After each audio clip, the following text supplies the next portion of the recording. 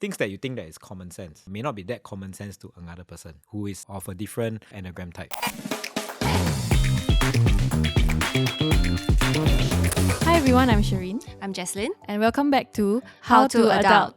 Okay, so today we'll be talking about a very interesting topic, which is personality types. So probably you've all been like hearing stuff like, for example, oh, what is your personality type, or what is your MBTI?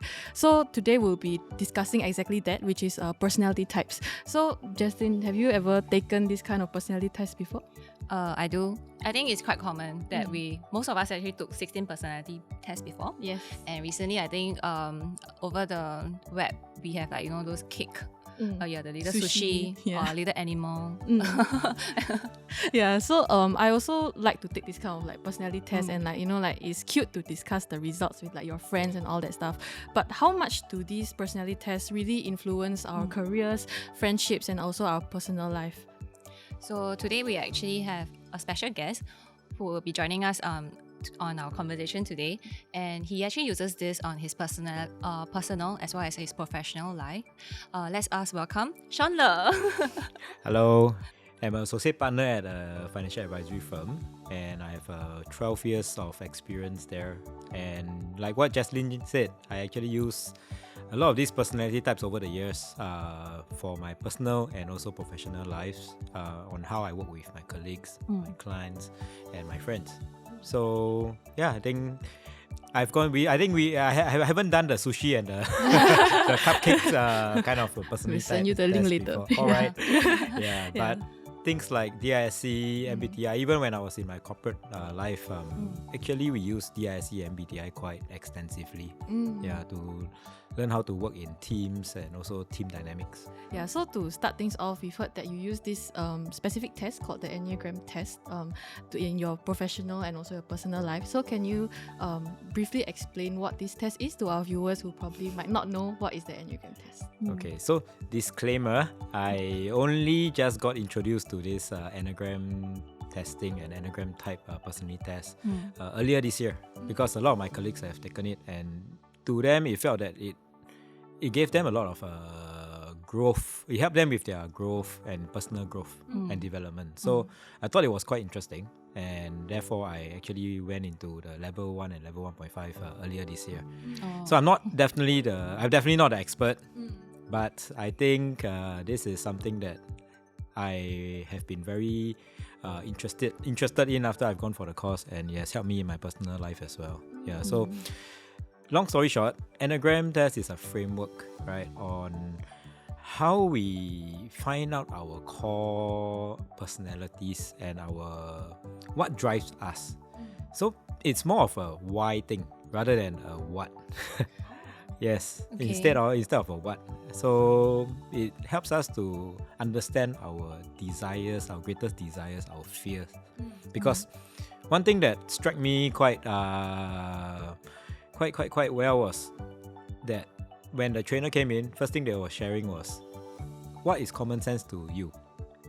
Okay. May not be common sense to the other person. Which I was like, huh? What do you mean? I thought common sense means common sense, right? But actually it's not. So actually, what I found out from the course was, if things that you think that is common sense may not be that common sense to another person who is of a different personality type or of a different Enneagram type. So that's something that I think we will be discussing during this session as well. Yeah. So the Enneagram test, as what we took before, like coming to this podcast, they have like those like different types, like from type 1 to type 9. Can you briefly describe to us like what exactly are these? So in Enneagram, there are 9 main types. Then there are the wings, and then there are the subtypes. But I won't go into that deep. So I'm not the expert, so I will just briefly share my 2 cents. So there are 9 types from 1 to 9, right? So type 1 is the perfectionist. Type 2 is the helper. Type 3 is the achiever. Type 4 is the individualist, right? And type 5 is the investigator. 6 is the loyalist, which later on we can share a bit more about that as well. Then type 7 is the enthusiast. Type 8 is the challenger. Okay. And type 9 is the peacemaker. Wow. A lot of these names, right? If you go to different sites, websites or Google sites, right? They name it very differently because of they want to brand different personality types a bit. Some sounds a bit like challenger. Wow. Does it mean that you you will keep challenging others? Yes and no, right? So some call them a different softer names and stuff like that. So it's not about the name. It's about understanding yourself. At the end of the day, what are the strengths of each type and what are the opportunity areas that we can improve on personally. So it's like going on a self-discovery journey. Yes, and also disclaimer up front, right? Actually, when we talk about Enneagram, a lot of times when we try to, like, for example, if I ask my colleagues, hey, why not have you ever thought about going through this test yourself? A lot of them have the resistance because they always assume that by doing this, right, means, hey, you're going to manipulate me. Or hey, after you understand me, then what will you dig from me or and things like this. Then I always say that no. Enneagram test is voluntary. It's always going to have to be, it has to be a self-directed thing. And secondly, it is meant for self-discovery and self-development. It's meant for us to understand ourselves better so that we can work with others around us better. Just a warm up, right? Because both of us has also taken our personality.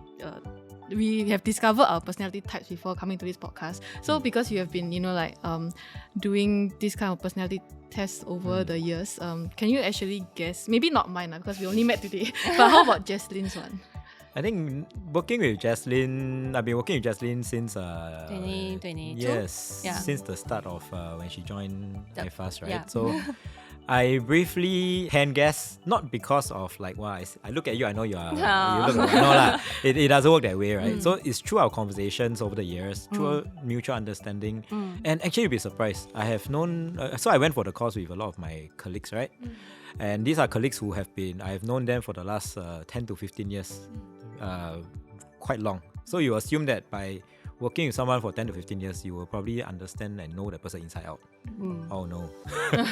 Actually, a lot of them, after they gone through it, then they realize that, I never knew that was this. But after they knew that, right, a lot of their actions, a lot of their thought processes made sense to them. Flashback moment. Oh.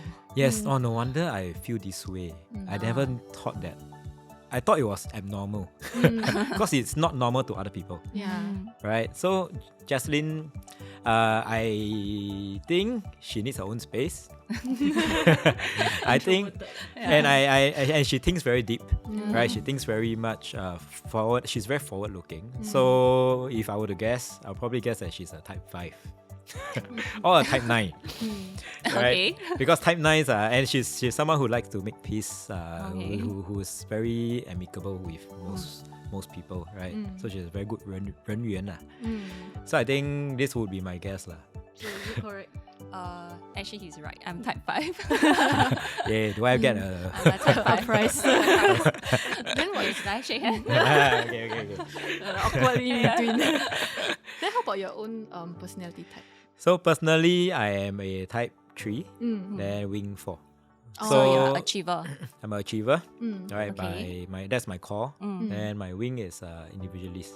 Okay. So I can expand on it a bit more later, right? Yeah, but that also gave me a lot of that makes sense now. Why I cannot sit still at home whenever I got a free day. When I wanted to disconnect and do nothing, I end up doing a lot of things. So that became something that now I understand why I behave this way, or why I think in a certain direction as well. Yeah. So when you first saw your test results, right, do you immediately think that, this is me, like this is accurate? Oh, definitely. Actually, once the report was out, when I read it, I passed it to my wife. Then asked her to analyze for you. No, then she looked at it. She was like, "Wow, 很准欸." Because me and my wife, I mean, she also knows me for a long time, right? Then she knows the public me and she knows the private me. So when she looked at it, she was like, "Oh, very accurate." Yeah, I also want to do the test. Is there a persona of like being, as a work persona and a person that you are in private? Do you feel that you maybe at a work persona you're an achiever, so it's like type 3, but at home maybe you are more towards your wing? Okay, that's a good question because actually when you do the test, by right, you are supposed to put yourself in your most natural self. Mm. So when you are doing a test, you should disconnect, really put yourself in a room, or don't not to be distracted, right? And put yourself in a state of mind where you are most natural. Means you're not in your mind is not like moving towards work, doing a project, or hey, I need to solve this by tomorrow. My boss has tasked me this, then you do your test because of that. It shouldn't be. It should be, you should ask yourself and answer the questions based on who you really are.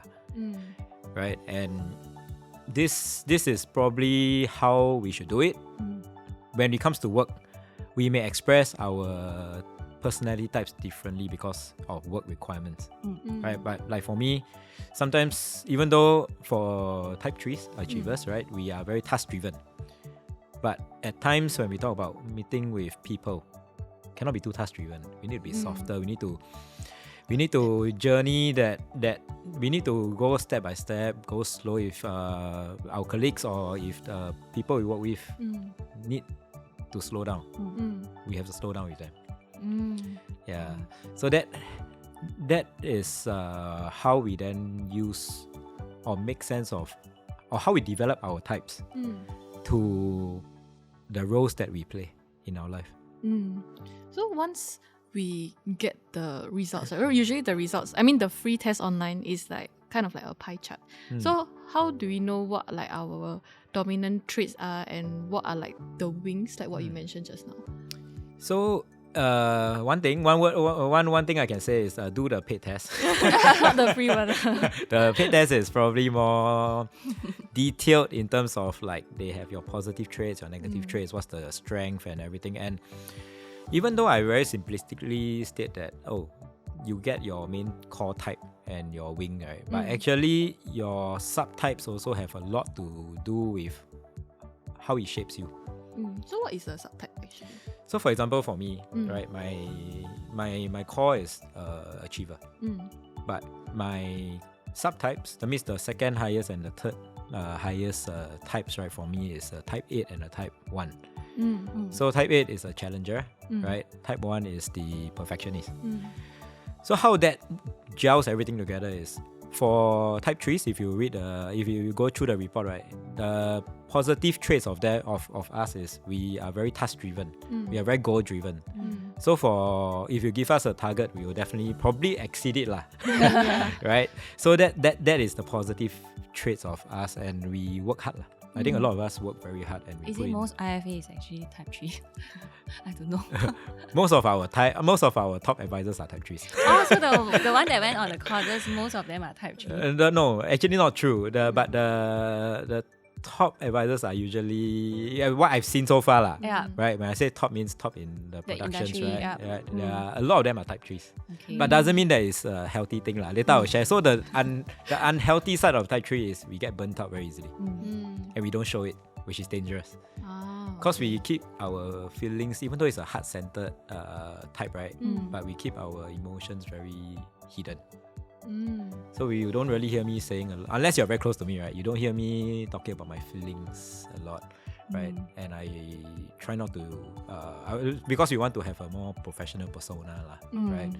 So that's, for me, that's the negative side of, or rather the opportunity area of type 3, which is we can actually, one thing that our coach and trainer actually shared is, you can afford to slow down. Right? To you, you may think that, or to us, we may think that, we must keep striving for the next thing, but then when you get burnt out, then it's actually counterproductive, right? So actually for me, this year, I've been actively trying to slow down as well, right? To do more podcasts, to do more self-discovery, to learn more about myself. So for people who are under the same like dominant type, right? In terms of their, like what you mentioned, the positive and negative traits, the percentages can be a bit different. Yes, it can be. And the interesting thing is, during the class, so there were a mix of different types, right? Then they actually got us all type 3s to sit together in a row. Okay. So in that class, I think there were 5 of us. Okay. Then we realized that, and we knew each other for a very long time, right? So we realized that all of us are different. Although you're the same dominant type. Although we are the same dominant type, there are things that are quite different between us. Then after going through some questioning and sharing and discussion, then you realize why.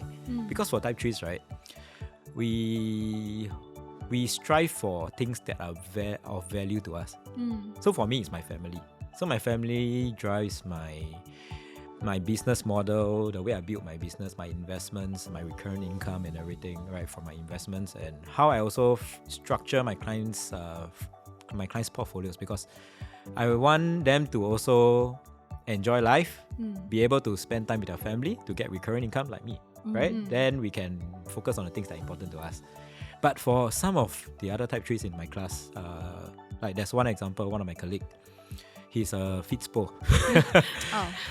So he goes for BFT almost almost every day, right? And to him, that's his value. So he's not the kind that when you look at him, right, you won't see that this is an achiever. So actually for him, the thing that brings him value, or he perceives as value, is his health, his health image, right? So that's where he then focuses his efforts on, and that's his achievements or his milestones. Then there's another of my colleague who has a very big team, right? So for him, achievement or success comes in his team being successful also. Yeah, so for different people, their persona that they express, right, even though they are the same type, may be very different, right? Background and your growing up years, right, also has an overlay on it, but that will then affect your other subtypes.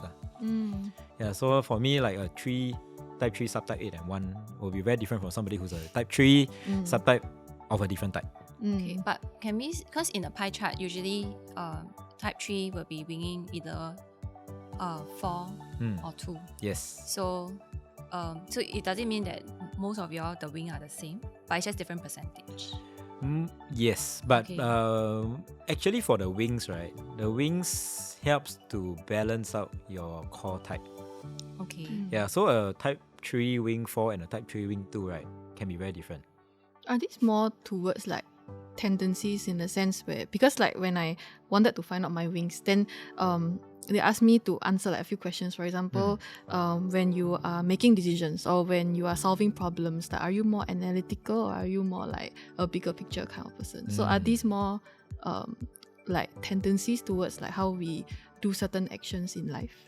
Actually, because for your test, it's more of they already found your core type, right? So they're just trying to tease out your wings, right? So because you're type 6, right?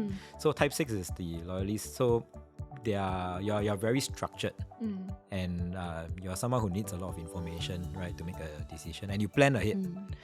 So the wings are for type 6, right, is type 5 or type 7. So some of the questions that they ask you just now, right, actually is to tease out whether you are more 7 or more 5. Because if you're more analytical, then you're type 5. Then your wing is 5. Okay. Then the other one is what? What was the other question that they asked? I can't remember, but like there's only one. So the type 7 is, are you more spontaneous? If you're more spontaneous and somebody who likes excitement, who likes to try new things, then your wing is probably a type 7. For people who like, after they get their results, right, then I guess like there's a lot of different factors that contribute to like who you are as a person. So for viewers, they are not just supposed to see like what is your dominant type, but also like your positive, negative traits, and also the wings and subtypes. Then that makes everybody like a unique person. Yes. So I think previously you were also asking me so what's the difference between the Enneagram test and MBTI and DISC, right? Because I think most people have gone through DISC test before, right, for work, for personal life. MBTI as well, because I think MBTI is quite popular in certain countries, right? Some use it for like matchmaking and everything as well. Yes, so I have gone through those as well, and personally I started with DISC when I was in the civil service previously. Then I felt that DISC is more work-centric. It helps you to understand your colleagues more from a work perspective, right? But personally, it didn't really maybe I didn't go deep enough, but I personally found it a bit too professional. It didn't help me in my personal life. Yeah, MBTI also, I'm a ESTJ, right? So I know that I'm extrovert. I know I'm more logical. I know I'm more task driven. But then what? So Then what? what? So yeah. Yes. So what? So and in terms of like in my personal life or like my relationship with my family, I'm like, yes, I'm extrovert. Yes, my wife is introvert. Then what? So the opposite attracts. Maybe, right? But then it didn't go too deep for me, right? And I didn't discover too much about myself. Even the Strengths Finder, right? I actually did Strengths Finder. I think that was maybe 6-7 years ago. That's for more like also career. And on how you grow your strengths, right? So I also did Strengths Finder previously, and I found that yes, I know my top strengths. And you know there are two schools of thoughts, right? You can either focus just on your strengths, then grow your strengths, and you're a very strong person, or you focus on your other, and that's the minority lah. Then they say that you can focus on your minority strengths, which may not be that useful also. So I found that a bit one-dimensional, and when I did the Enneagram, then I realized that actually for Enneagram test, being too high in a core type and weak in the rest, right, is a bad thing. So the end goal, is it to achieve very high scores on all the personality types? I wouldn't say it's an end goal, but I would say that knowing yourself and your core type, right, helps you to understand yourself better. But knowing how to complement that with the other types, right, helps you to be a more balanced person. Yeah, because for the extremes, for example, for type 3s, the extremes, right, they'll work until they get burnt out. And they may sacrifice human relationships as well, right, when they do that. So that's not good, and that's not a balanced individual, and it may not help them to succeed also in life. If a team has like everyone is a type 3, I tell you it is going to be chaos.